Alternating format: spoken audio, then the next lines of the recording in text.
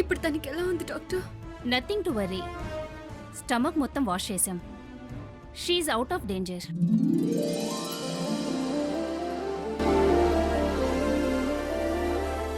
కాసేపట్లో కాన్షియస్లోకి వస్తుంది. అప్పుడు వెళ్ళి మీరు చూడొచ్చు.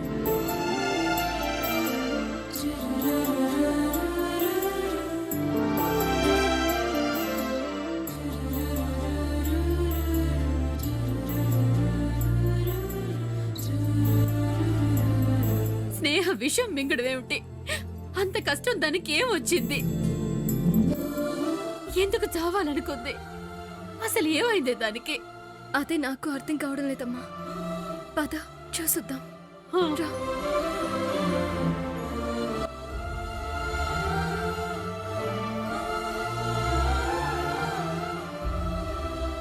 వదినా, స్నేహ ఎందుకు విషయం తీసుకుందంట? తను పెళ్లి చేసుకుని ఆనందంగానే ఉంది కదా. ఆనందంగా ఉంటే తిన్నదరక్క విషం తింటుందా ఏంటి?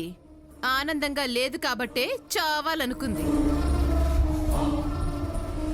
ఏంటోదినా నువ్వనేది? స్నేహ హ్యాపీగా లేదా? అంటే తన కాపురంలో కలతలున్నాయా? కాపురంలో కాదు, తన జాతకంలోనే కష్టాలున్నాయి. కష్టాలేంటి? కష్టాలు కాక మరేంటి? ఒకణ్ణి ప్రేమించింది, వాడేమో మోసం చేసి పారిపోయాడు. మరొకణ్ణి పెళ్లి చేసుకుంది, వాడంటే చిన్నప్పటి నుంచి ఇష్టం లేదు. చీదరించి చీకొట్టినా వాణ్ణే పెళ్లి చేసుకోవాల్సి వచ్చింది.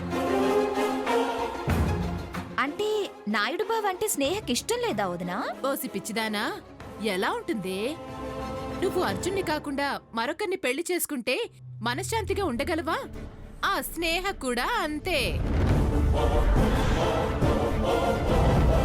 ఇష్టం లేని పెళ్లి, ఇష్టం లేని మొగుడు, ఇష్టం లేని కాపురం.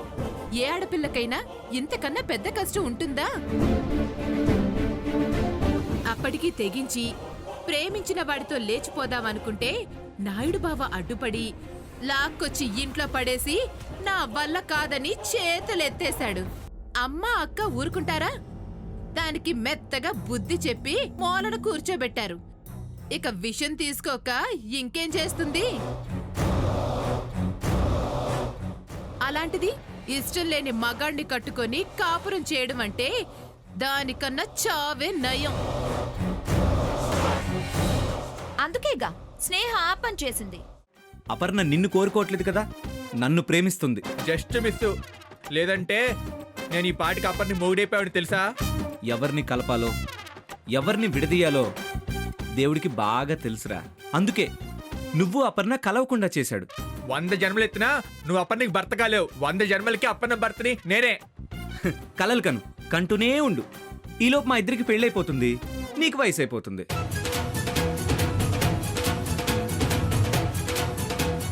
నాయుడు బావా, నాయుడు బావా, నాయుడు బావా. ఏమా మా నాయుడు బావని ఏమైనా చూసారా? చూడలేదమ్మా.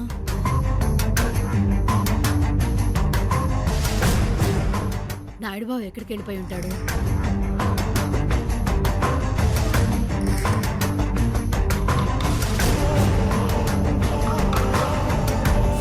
ఇష్టం లేని మగాణ్ణి కట్టుకొని కాపురం చేయడం అంటే దానికన్నా చావే నయం.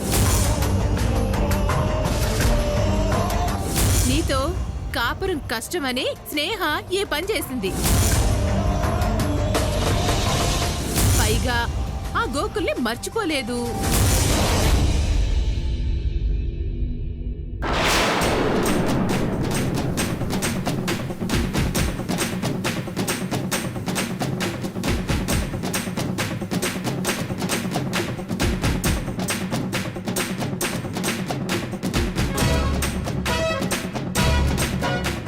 రేయ్, ఇంకా ఉన్నావేంటి ఇక్కడ?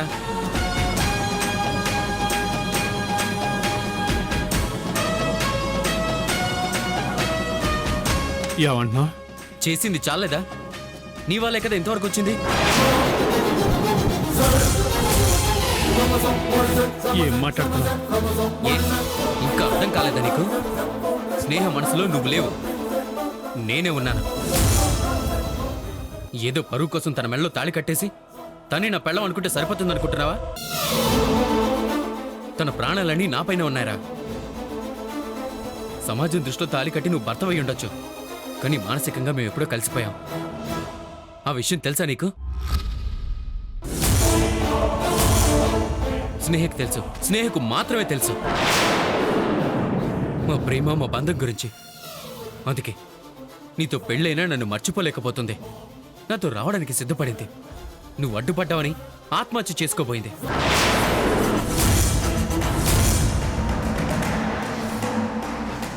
నేను నమ్మను. స్నేహ స్నేహ ఎప్పుడు అలాంటి పని చేయదు. అసలు నీకేం తెలుసురా? చిన్నప్పటి నుండి స్నేహను ప్రేమించడం మాత్రమే నీకు తెలుసు. కానీ స్నేహం నన్ను ప్రేమించింది. ఎప్పటికీ నేనే కావాలనుకుంటుంది. అది తెలుసా నీకు? తిరిగి తన నా దగ్గరికి రాబోతుంటే అడ్డుపడ్డావు. అందుకే నీ అడ్డు తొలగిస్తానని నేను స్నేహకు చెప్పాను. నీకోసమే విషయం తెచ్చాను.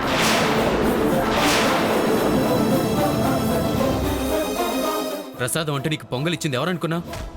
నేనే. అందులో విషం కల్పించాను. తీసుకోండి అయ్యా. ఆ విషం తిని నువ్వు చస్తే నీ అడ్డు తొలగిపోయి నేను స్నేహ వెళ్ళిపోవాలనుకున్నా.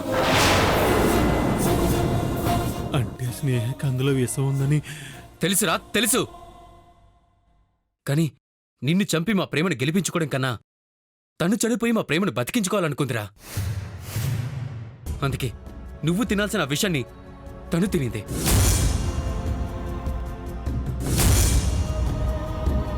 నీ చావుని తన చావు చేసుకుంది.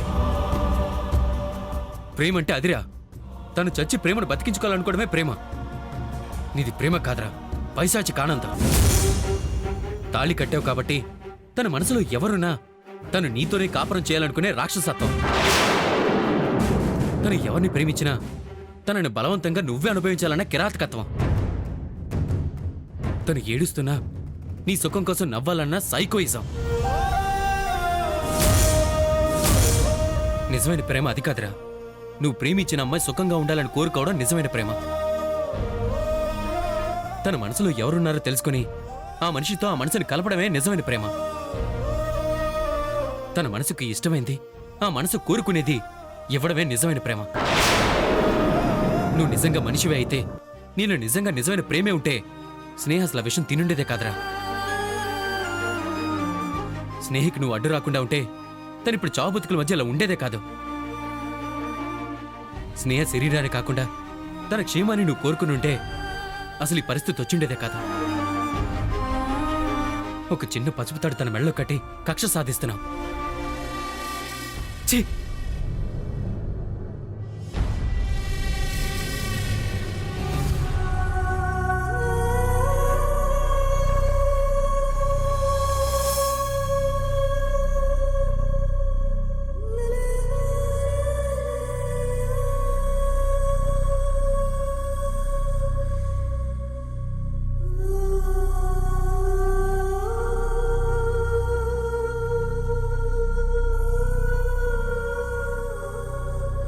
ఇంజెక్షన్ కొద్దిగా మత్తుగా ఉంటుంది. ఓ 10 మినిట్స్ కాస్త రెస్ట్ తీసుకోమ్మా.